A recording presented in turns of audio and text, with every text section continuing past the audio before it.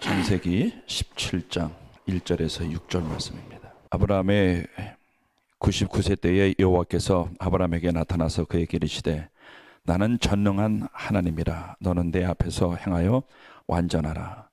내가 내 언약을 나와 너 사이에 세워 너로 심히 번성케 하리라 하시니 아브라함이 엎드린데 하나님이 또 그에게 일러 가라사대 내가 너와 내 언약을 세우니 너는 열국의 아비가 될지라. 이제 후로는 내 이름을 아브라함이라 하지 아니하고 아브라함이라 하리니 이는 내가 너로 열국의 아비가 되게 함이니라. 내가 너로 심히 번성케 하리니 나라들이 내게로 쫓아 일어나며 열왕이 내게로 쫓아 나리라. 아멘. 오늘 25년의 꿈. 75세에 하나님이 아브라함을 부르셨습니다. 부르셨을 때 아브라함에게 하신 말씀이 두 가지가 있습니다. 첫 번째가 내가 너를 창대케 해주겠다. 두 번째, 내가 너로 큰 민족을 이루게 해주겠다고 그랬습니다. 근데 그 약속을 받았는데 25년이 다 되는데도 현실로 나타나지 않는 겁니다. 우리는 신앙생활을 하면서 약속이, 감동이, 확신이, 말씀이 내 삶의 현실로 나타나지 않고 지루한 삶이 지속될 때 낙심과 포기와 뒤로 물러감, 그리고 심령들이 어두워지는 경우가 많이 있는 것 같습니다. 그럴 때 하나님이 또 찾아오신 거예요. 아마 아브라함은 정확하게 24년 전에 했던 그 말씀을 잊어버렸던 것 같아요. 내가 내 이름을 창대케 해주겠다. 뭐 창대계 정도는 아니지만 그래도 이제 애굽에 갔다 와서 부자가 됐어요. 남부럽지 않게 먹고 살 수 있을 만큼 됐거든요. 그런데 자신의 영적 신분, 또 하나님이 자신을 왜 하나님 믿게 하는가라고 하는 사명을 좀 잊어버린 미약한 생활을 하고 있던 것 같아요. 내가 너로 큰 민족을 이루겠다. 아브라함이 속으로 그랬을 거예요. 하나님, 큰 민족은 고사하고 주시겠다는 아들이나 펄떡펄떡 주시기 바랍니다 라는 그런 생각을 하고 있었는지 몰라요. 근데 아브라함은 하나님의 뜻을 온전하게 파악하지 못하고 있는 것 같아요. 자신을 향한.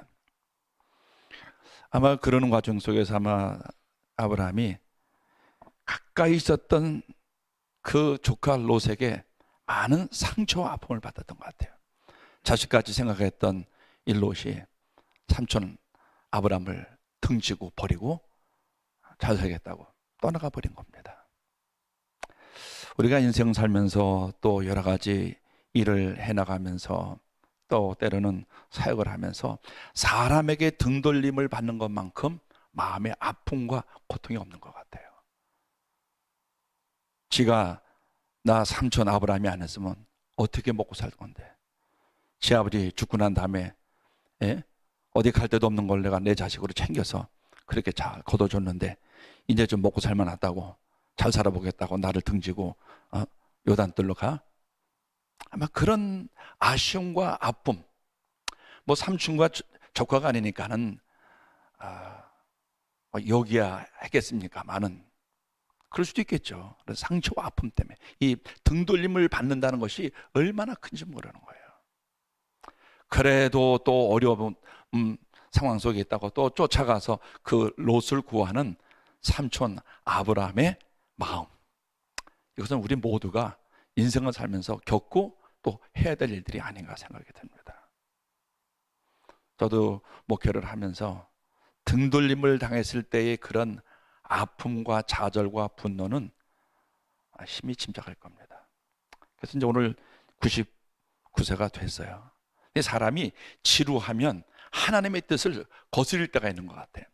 10년이 지났는데도 아무런 변화도 없고 하나님의 약속도 안 일어나니까 하갈을 통해서 털커덕 이스마엘이라고 하는 아들을 낳게 되는 거죠. 그게 우리들의 모습인 것 같아요.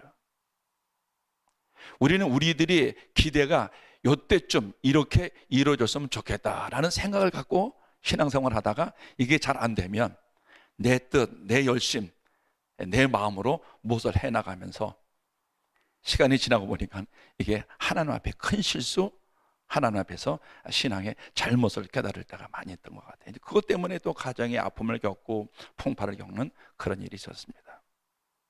그런 이후로 거의 한 15년, 14년간 아브라함이 85세 때 이제 이스마엘을 낳았는데 그 이후로 하나님이 아브라함에게 나타나지 않으셨던 거예요. 하나님이 나타나셨다라고 하는 말은 뭐겠어요?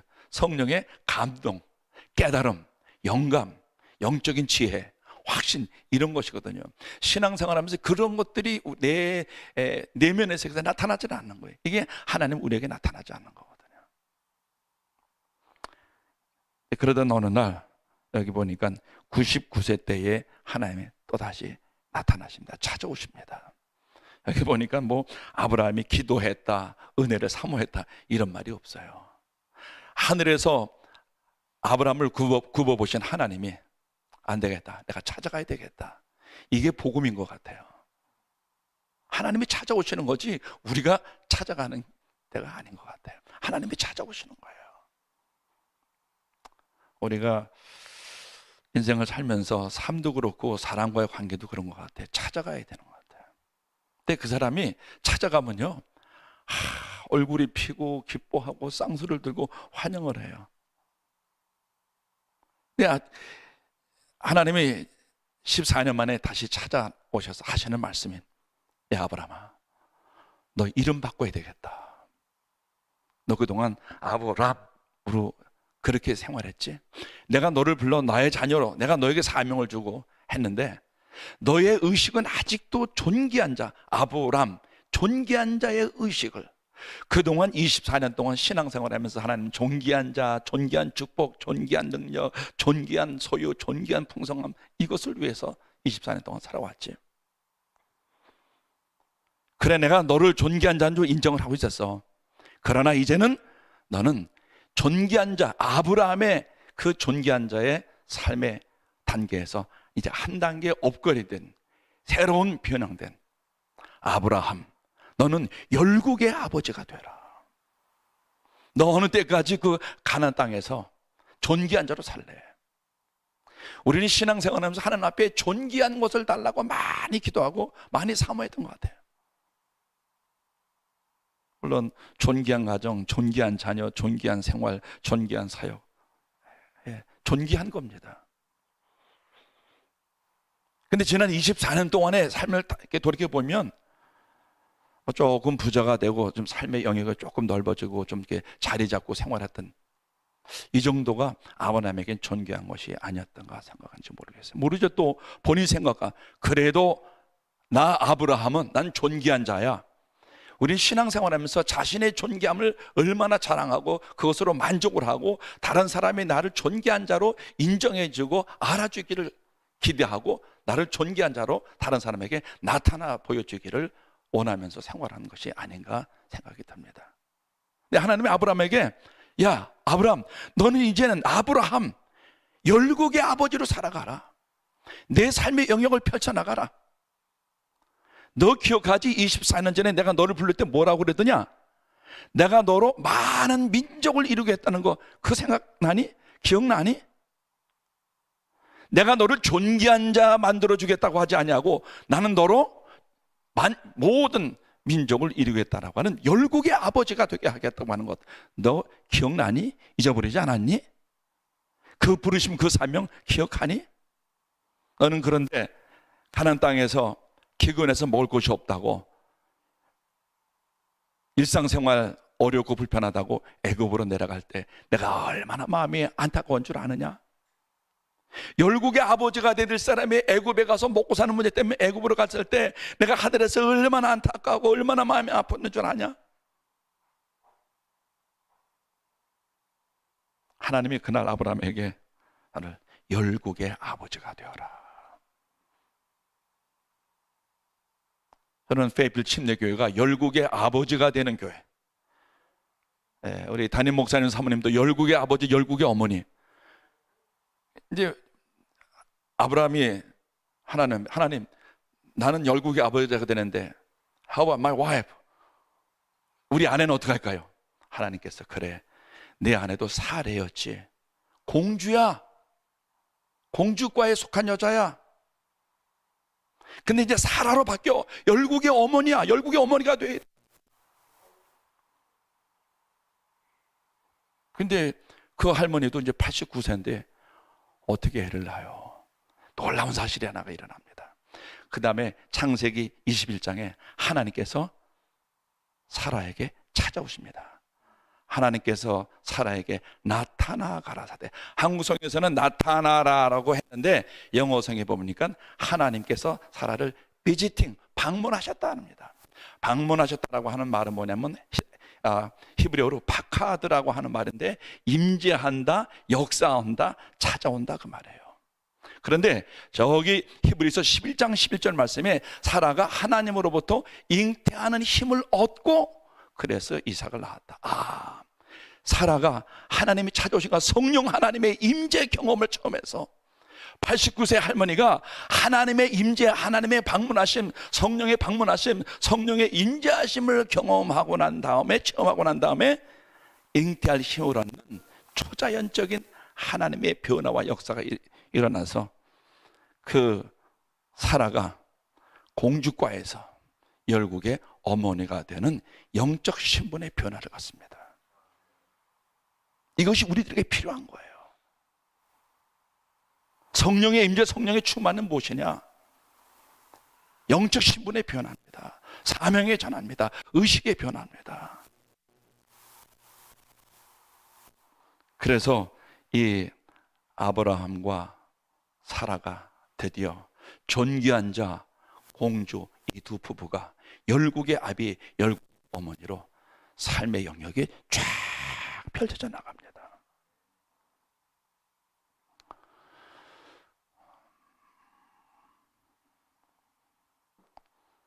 뭐 설교를 엄청 준비해 왔는데 이제 빨리 끝내야 되겠어요.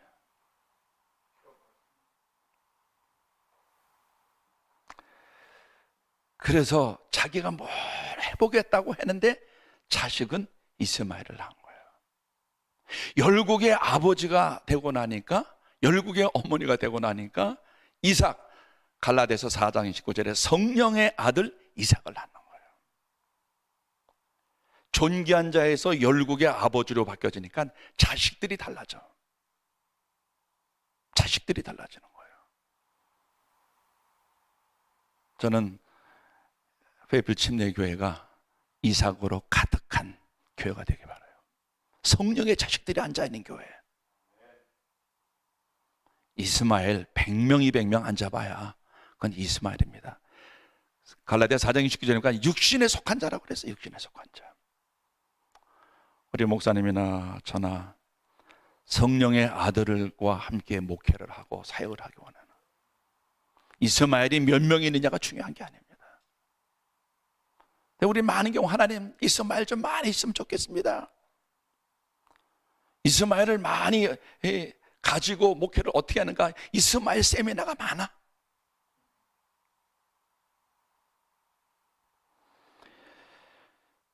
하나님께서 아브라함에게 내가 내 이름을 창대하게 해주겠다라고 했거든요. 그러니까 자기가 이제 좀 유명한 사람 되는 것으로 이렇게 오해를 했던 것 같아요. 창대는 무슨 뜻이냐? 영어성에 보니까 I am going to make your name great. 이랬어요. 내가 너를 위대하게 해주겠다, 창대해 주겠다라고 한국성에는 번역을 했는데, 그 창대라고 하는 히브리 원어의 뜻은 무엇인고 하니 가달이라고 하는 말입니다. 가달이라고 하는 말은 점점 커진다, 점점 넓어진다, 점점 풍성해진다, 점점 뻗어간다 거예요. 하나님께서 24년 전에 아브라함에게 부를 때는 이미 그에게 열국의 아버지로서 인생을 살아가라고 하는 장대의 축복, 가라의 축복, 점점 넓어지고 점점 확장되어지고 점점 넓어져 가라고 하는 그 사명을 아브라함은 잊어버리고 존귀한 자의 삶을 살려고 24년 동안 생활한 거예요. 이게 오순절의 역사거든요. 오직 성령이 너에게 마시면 너희가 권능을 받고 예루살렘과 유대와 사마리아와 땅끝까지 이르러 내 증인이 될지라 라고 그랬어요. 가달 축복, 창대 축복이 뭐냐면 성령의 능력을 받는 축복인 거예요. 그래서 삶과 사역의 영역이 쫙 펼쳐져 가는 열국의 목회, 열국의 아버지가 되는. 저는 우리 김 목사님과 사모님의 열국의 아버지, 열국의 어머니가 되어서 비행기 타고 전 세계를 다녔다.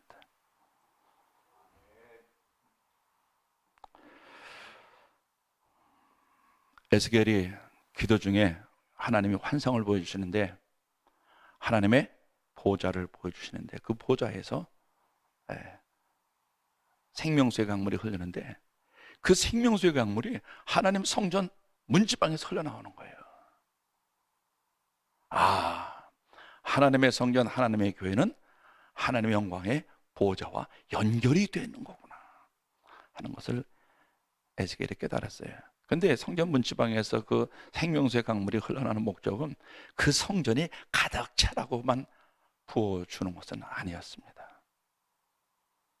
문지방에 흘러나오는 그 생명수가 발목에, 무릎으로, 허리어, 그리고 차고 넘쳐서 창이란 강이 되어 가지고서 그 예루살렘 성전에서 흘러나왔던 그 강물이 유다 광야까지 흐르고 아라바까지 흘러가고 죽은 사해바다까지 흘러나가서 그 하나님의 성전 문지방에서 흘러났던 생명수의 강물로 모든 죽었던 생물과 나무들이 다 살아나는 것입니다.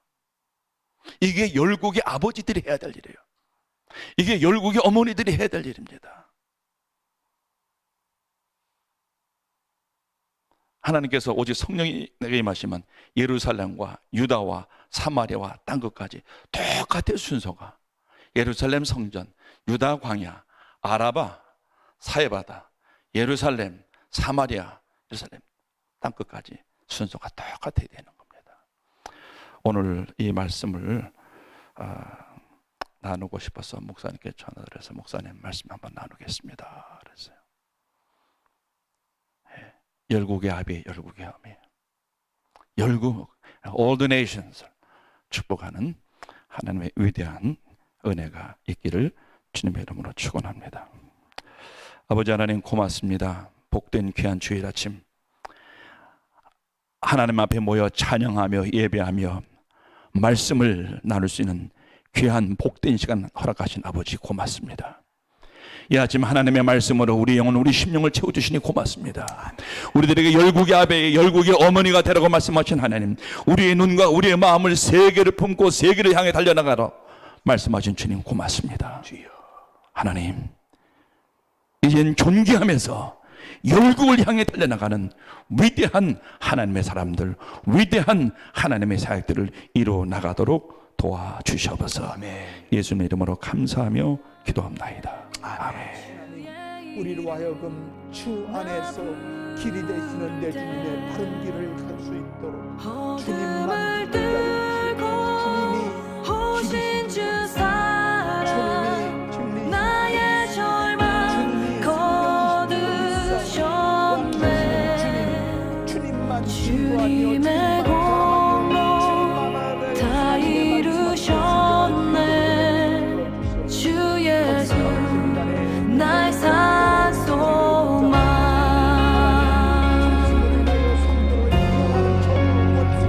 그 누가 주의 자비를 알아. 한없는 은혜 증명할까. 영광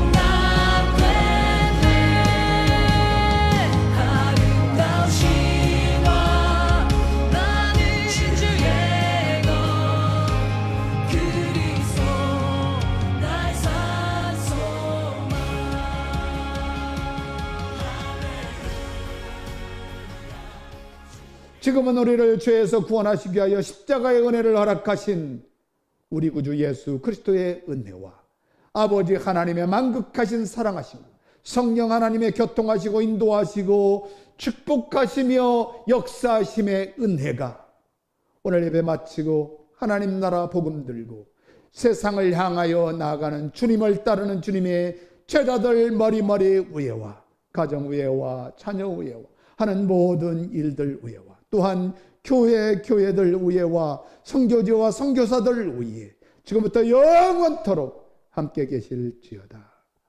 아멘.